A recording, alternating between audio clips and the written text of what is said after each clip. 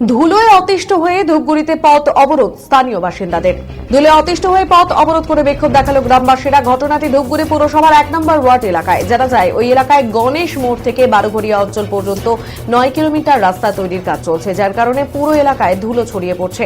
এই প্রখর রোদে ধুলো আরো বাড়ছে। প্রতিদিন জল দেওয়া হলেও গত 4 দিন থেকে জল দেওয়া হচ্ছে না, ফলে ধুলো আরো বেড়ে গিয়েছে। রাস্তায় ধুলোবালি ঢুকছে, তার ফলে অতিষ্ঠ হয়ে রবিবার দুপুরে পথ অবরোধ করেন স্থানীয় মহিলারা।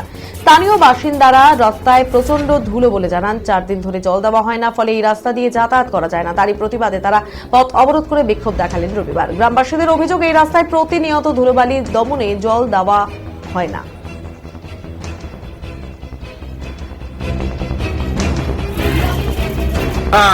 আপনি কি রাস্তার দায়িত্বে রয়েছেন?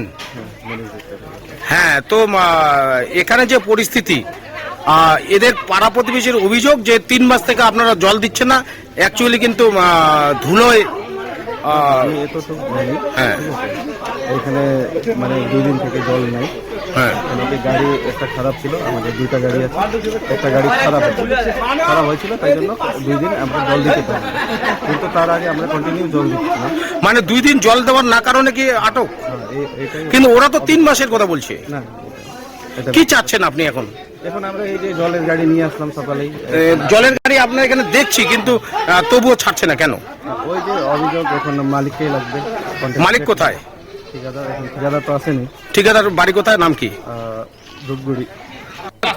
কেনে আজি রাস্তা অবরোধ করছে তোমার এলাকার পাবলিক? ধুলার জন্য রাস্তা অবরোধ করছে। আজকে 3-4 মাস থেকে রাস্তা খুঁড়ে রাখছে।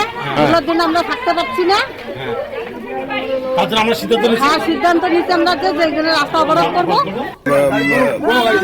কতক্ষণ থেকে অপেক্ষায় আছেন? অনেকক্ষণ, প্রায় 15-20 মিনিট। হ্যাঁ, তো করে যাবেন।